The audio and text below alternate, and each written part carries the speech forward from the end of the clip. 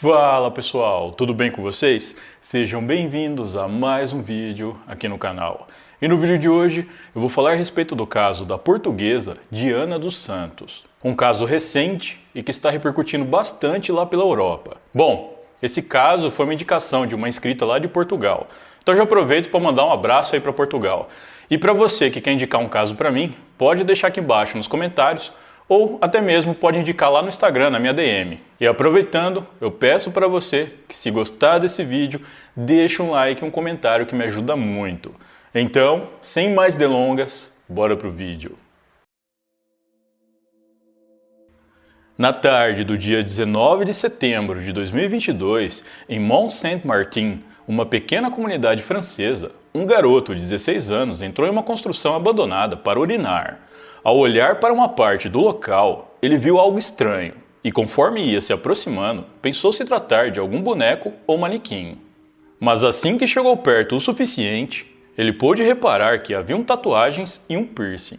E logo se deu conta de que aquilo não era um boneco ou manequim como havia pensado, mas sim o corpo de uma mulher.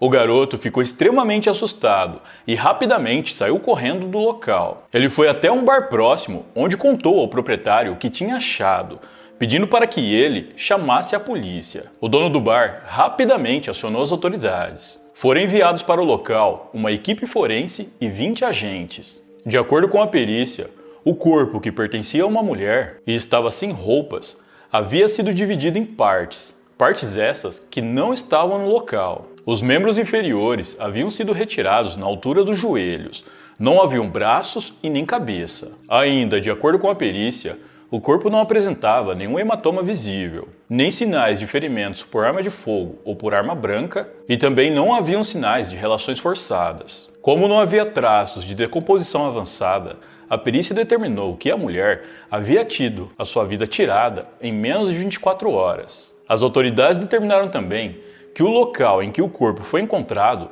não era o mesmo local em que o crime havia ocorrido. Segundo eles, não tinha muito sangue na cena, o que indicava que a vítima teria tido sua vida tirada em outro lugar e depois foi jogada ali. Sem mãos para coletar digitais, ou até mesmo a cabeça para ajudar numa identificação mais rápida, a polícia não fazia ideia de quem era aquela mulher. A única coisa que eles sabiam é que ela era jovem. Além disso, a perícia tinha determinado que o crime havia ocorrido em menos de 24 horas, como eu já mencionei. Então, ainda não tinha nenhum registro de desaparecimento que poderia ser de alguém procurando pela vítima. Com poucas opções, os policiais decidiram focar nas duas tatuagens que a vítima tinha. Uma era em formato de punhal com uma rosa e a outra era com o nome Kiko. Assim que a notícia desse achado macabro caiu na mídia, o caso rapidamente ganhou manchetes e jornais. No mesmo dia, filmagens do corpo começaram a circular pelas redes sociais. Dias antes, um outro corpo que pertencia a um homem foi encontrado sem a cabeça a 70 quilômetros do local onde o corpo da mulher foi encontrado pelo garoto de 16 anos. Com isso, a população ficou com muito medo com a possibilidade de haver um criminoso em série à solta pela região. Percebendo que o medo estava se alastrando entre as pessoas, as autoridades logo trataram de afirmar que os dois casos não tinham nenhuma ligação. A princípio, a polícia tinha a teoria de que a vítima pudesse se tratar de uma garota de programa belga, já que Mont-Saint-Martin, a pequena comunidade francesa em que o corpo foi encontrado, fica próxima à fronteira com a Bélgica, e é comum algumas mulheres belgas fazerem programa pela região. Mas isso era apenas uma teoria, e para que eles pudessem avançar nas investigações, eles teriam que descobrir a identidade da vítima. Os policiais então fizeram um esboço das tatuagens e apresentaram as imagens de programas de TV para ver se algum conhecido da vítima reconhecesse essas tatuagens e entrasse em contato com eles. Uma linha direta apenas para as pessoas que tivessem informação a respeito do caso foi aberta com a polícia e com garantia de sigilo.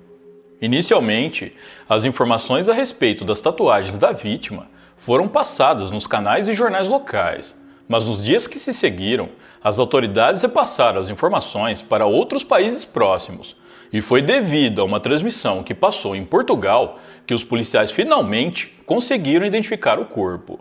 No dia 3 de outubro de 2022, 15 dias após a descoberta do corpo, um amigo da família da vítima que assistia ao noticiário reconheceu a tatuagem com o nome de Kiko. No mesmo dia, o Ministério Público de Luxemburgo revelou que o nome da vítima era Diana dos Santos. Mas quem era Diana dos Santos?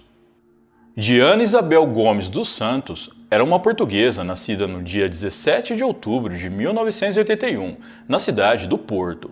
Ela cresceu no bairro de São João de Deus, na freguesia de Campanhã, e depois, com um pouco mais de 20 anos, ela se mudou para Andorra. Mais tarde, ela foi para a França e depois para a Bélgica, até chegar a Luxemburgo, onde fixou residência e vivia há cerca de 5 anos. De acordo com seu pai, ela sempre trabalhou como balconista ou auxiliar de cozinha. Ela tinha um filho cujo apelido é Kiko, o mesmo Kiko da tatuagem.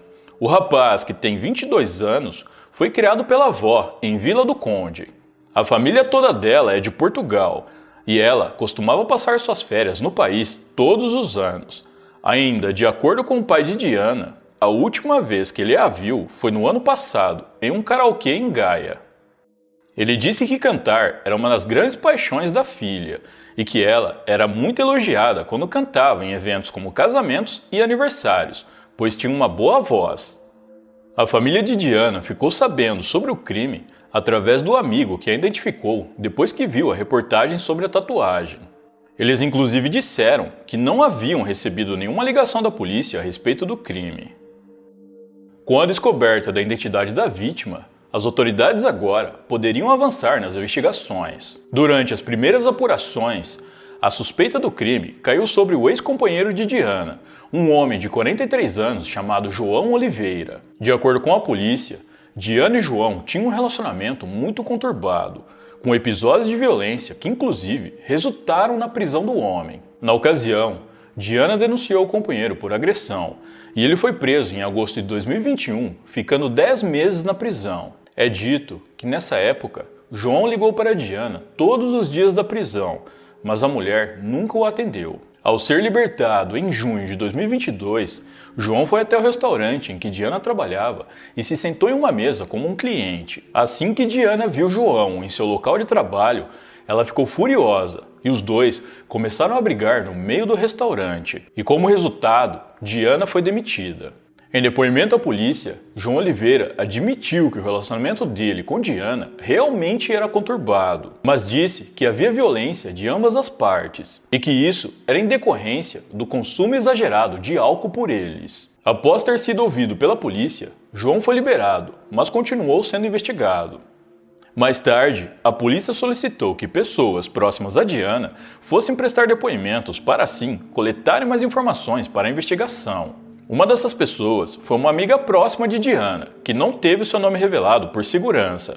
Ela contou que era a melhor amiga de Diana até o final de 2009, quando, segundo ela, Diana conheceu alguns homens que eram envolvidos com coisas erradas.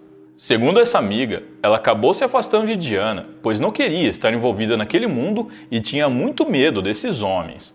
Ainda, segundo a amiga, os homens eram de origem marroquina e sempre eram vistos com Diana e costumavam se comunicar em espanhol. Com essas informações, a polícia questionou a família da vítima sobre quem seriam esses homens e receberam informação de que um deles se tratava de Said Barranquilla, de 48 anos. De acordo com a família da vítima, em julho de 2022, Diana e Said fizeram uma viagem de férias para Portugal, onde passaram uma semana. Lá, Diana apresentou Said para alguns dos seus familiares e amigos.